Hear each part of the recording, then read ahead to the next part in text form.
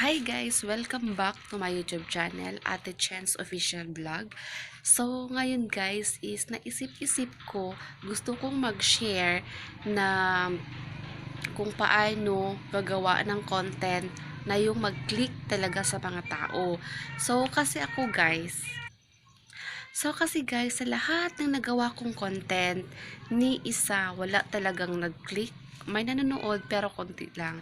Nung ginawa ko yung videong ito, nagtaka ako, ang bilis umakyat ng subscribers ko, ang dami ko ng views. So ngayon guys, gusto ko lang talaga ibalik kasi gusto ko magpapasalamat talaga sa inyong lahat sa mga nanonood. So ngayon is ito na yung mga clip guys na i-share ko sa inyo. Please keep on watching. Hi guys! Welcome back to my channel. For today's video, ay meron pong na-request na mag part 2 daw po ako sa aking pagbunot ng aking kilikili.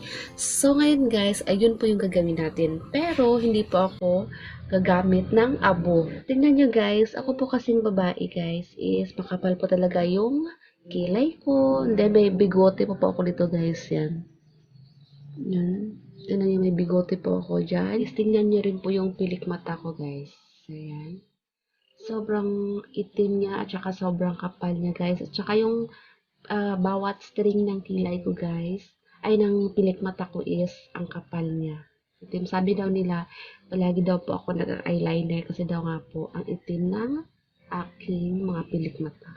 At saka yung buko guys, sobrang kapal.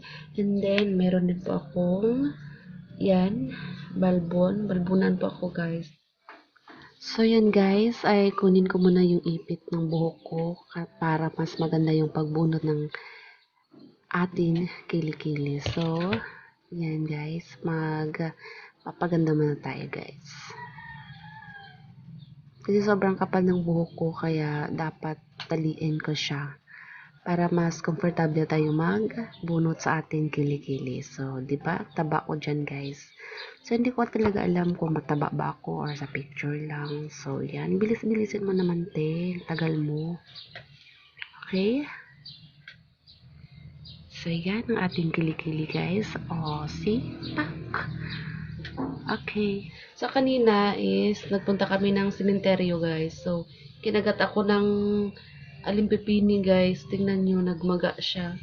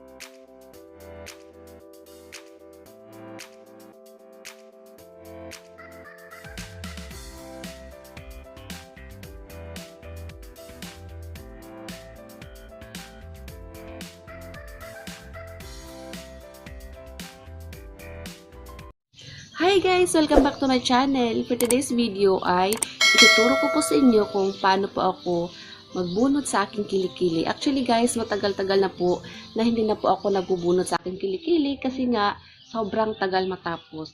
So, ang ginagamit ko po talaga is nagsishave po ako sa aking kilikili. So, ngayon po ay ilang araw na sinadya ko hindi muna mag-shave para po talaga makikita nyo kung gaano talaga kakapal ang buhok sa aking kilikili. Saka yung buhok rin guys, sobrang itim. So, yan. Pero guys, alam niyo ba kung ano po yung pwede natin gawin para hindi po masakit ang pagbunot sa ating kilikili? So, yan guys. So, yun po ang ituturo ko sa inyo. Kasi, nalaman ko po ito siya nung yung sa aming mga sinaunang mga lola, yung kanunuan po namin, na dapat daw pag magbunot ko sa iyong kilikili para hindi ka makaramdam ng sakit, ito lang po ang ilagay natin. So, handa na ba kayo kung ano yon? Okay. Gagamitin ko po dito guys. Alam ko na first time po ninyo ito na malaman itong gagamitin natin para hindi po masakit ang pagbunot sa ating kilikili. So, yan guys. Una is papakita ko po muna sa inyo yung mukha ng ating kilikili. So, yan. Ilang araw na ito guys, hindi po talaga ako nag-shave kasi para may bubunutan tayo ngayon sa ating video. So, shout out sa mga nag-request nito guys. So, yan. So, ngayon ipapakita ko na po sa inyo ano po yung ating ilagay dito para hindi masakit ang pagbunot natin sa ating kilikili. Okay. So, yan. Tararan! Oops! Wait a minute. So, yan guys. Alam niyo po ba kung ano to guys? Ito po ay yung kung magluluto kayo sa kahoy, alam niyo ba yun guys? Yung, di ba, magiging abo yung kahoy natin. Nung trinay ko po ito guys, talagang hindi siya masakit at saka malambot siyang bunutin. So, yan guys. Doon ko yan kinuha guys. Yan sa abuhan namin. Asan? Where? Diyan. So, diyan ko yan kinuha. Yan. Okay, i-apply na po natin para mag-simula na tayo. So, itong share ko lang pala guys, itong ating chani, ito. 6 na taon na ito sa akin. Sa Manila ko pa ito binili. So, yan.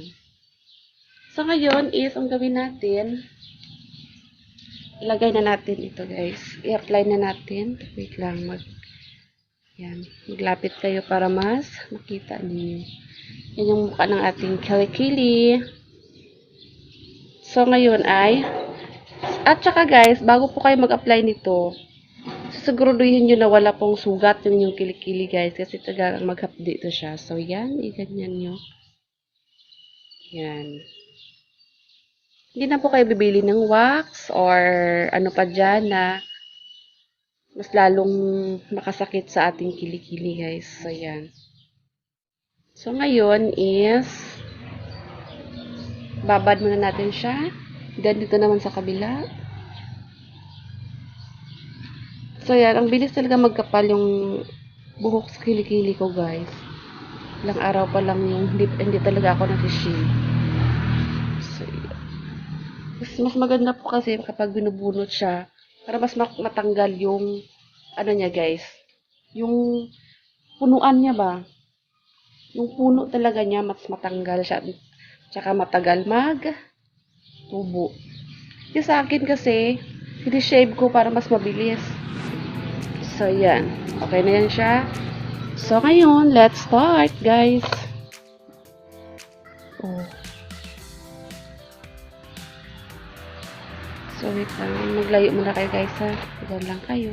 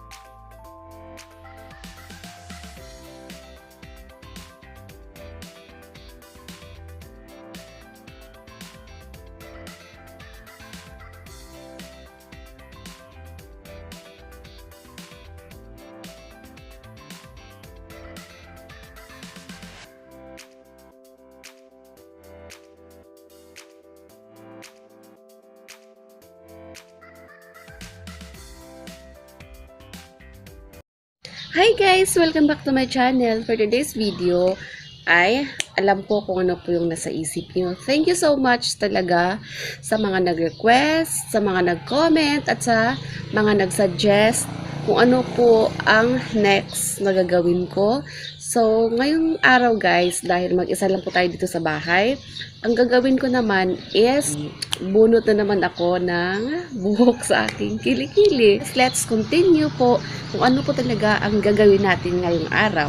So, meron po akong yan salamin guys para mas makita po talaga natin kung saan talaga yung puno-punuan ng buhok ng ating kilikili guys. Okay? But before that is magpungusa ko sa akong buhok guys. Day tayo guys. So, yan yung ating kilikili. Okay, grabe ang kapal niya. Sa hindi pa nga po pala nakapag-subscribe, please subscribe to my channel, Libundo Kay Official. And don't forget to like and comment guys kung ano po yung ipapagawa niyo sa akin. Diyan lang kayo. Sobrang hirap. Tingnan nyo yung bawat string talaga ng buhok niya guys. Sobrang kapal at sobrang itim. So, at saka may nabasa po pala akong comment dito sa kilikili episode ko guys. Na ano daw, Ilocano. Siguro Ilocano yun siya. Sabi niya, nag-alsam. Ang nag-alsam kasi guys sa Tagalog is maasim daw. So, shout out sa'yo, sir or ma'am, kung sinasabi mo po na maasim yung kilikili ko, is nakadepende po kasi yan sa tao. Kung paano mo inaalagaan yung sarili mo po. Kasi, hindi naman po kasi maiiwasan na hindi po mag-asim yung kilikili mo. Kasi nga, tao po tayo na nagpapawis. So, yun po yun. Pero iba naman po kasi yung talagang maasim with amoy. Kasi, ikaw mismo sa sarili mo, hindi mo inaalagaan ng mabuti yung katawan mo. Kaya, maasim nga talaga. As in, ang lambot niyang bunutin, guys. At saka nang dahil po sa inyo, guys, so, talagang parang routine ko na po ko na magbunot sa aking kilikili, guys.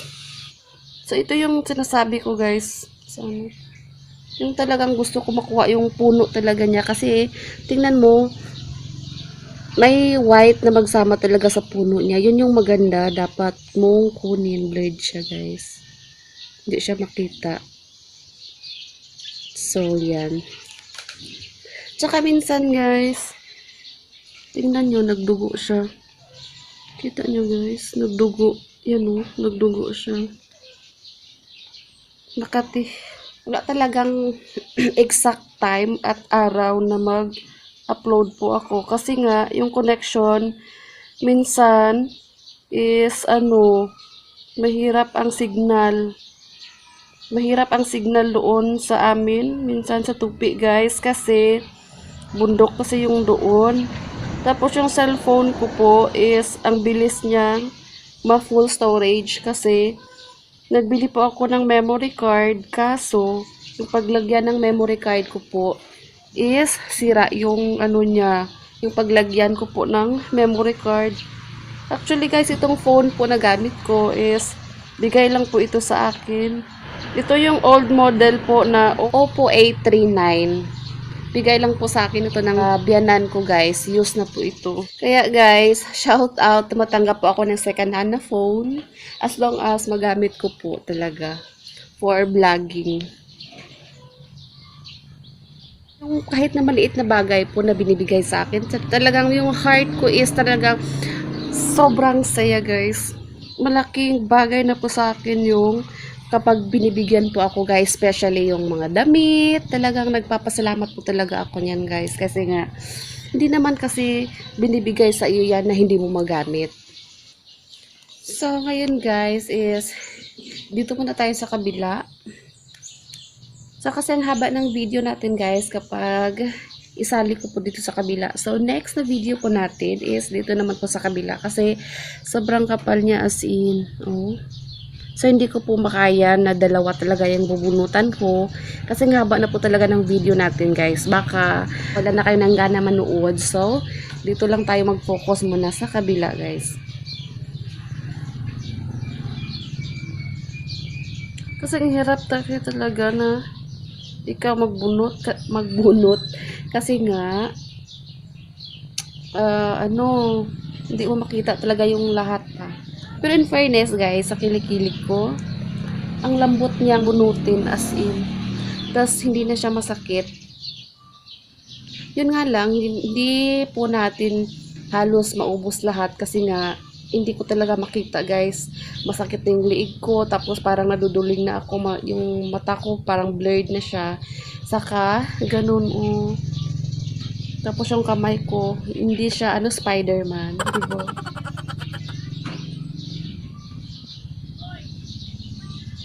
So, yan guys, full storage na tayo. Hindi ko talaga makuha, guys. Tingnan nyo. Dito yung pinakamakapal kasi hindi ko siya maabot. Yung dito okay na yan siya. Hi guys! Welcome back to my channel.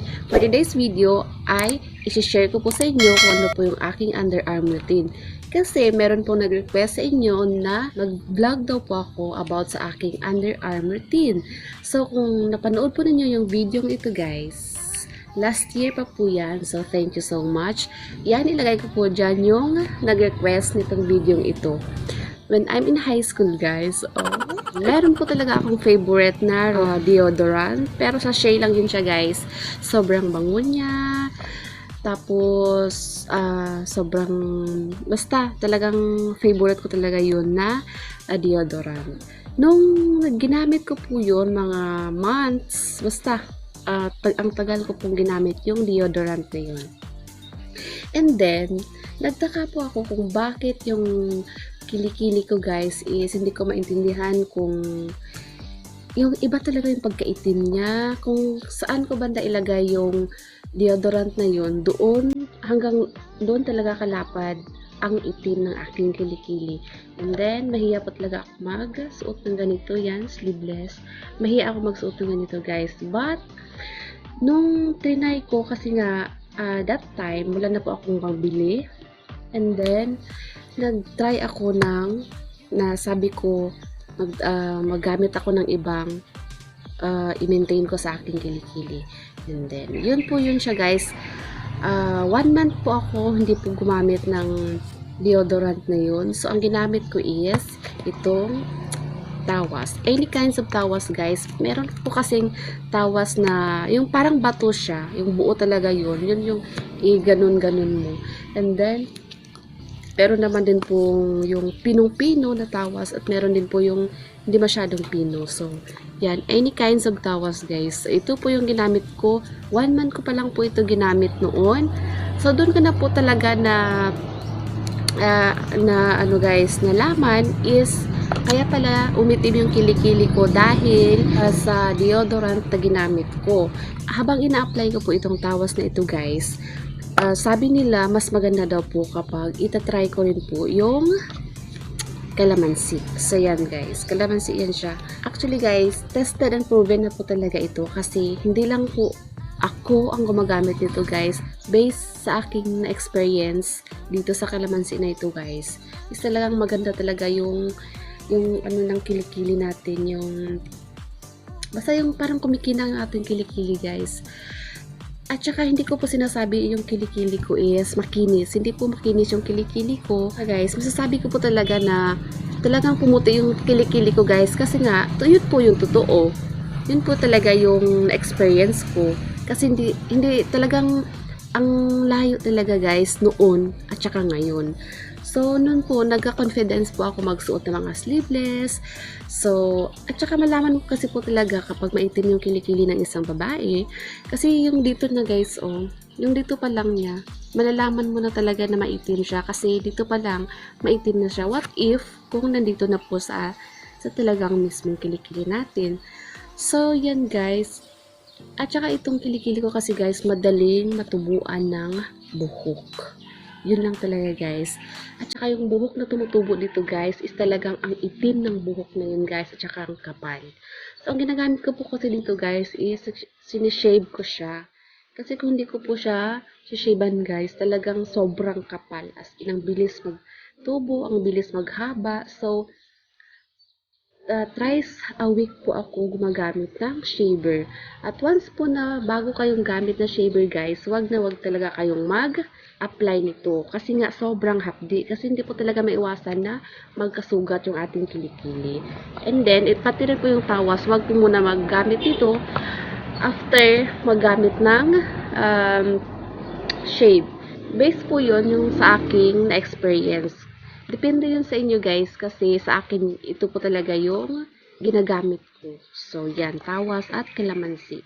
Meron din po kasing mga babae na hindi po talaga tinutubuan ng buhok sa kilikili guys. So yung kilikili ko guys, ano yan siya parang yan chicken skin. Meron yan siyang chicken skin. Hindi po makinis yung kilikili ko. Kundi masasabi ko talaga na pumuti siya kasi yun po talaga yung totoo. Kasi iba po kasi talaga yung mukha ng kilikili ko noon guys na hindi ko po talaga kahit ako hindi ko po talaga maintindihan kung bakit ganun po talaga yung kaitim ng kilikili ko. So yan guys. So sa nag-request po na video ito, I hope na na-explain ko po ng mabuti. Tsaka ito lang po talaga guys yung ina-apply ko sa aking kilikili, kalamansi at tawas.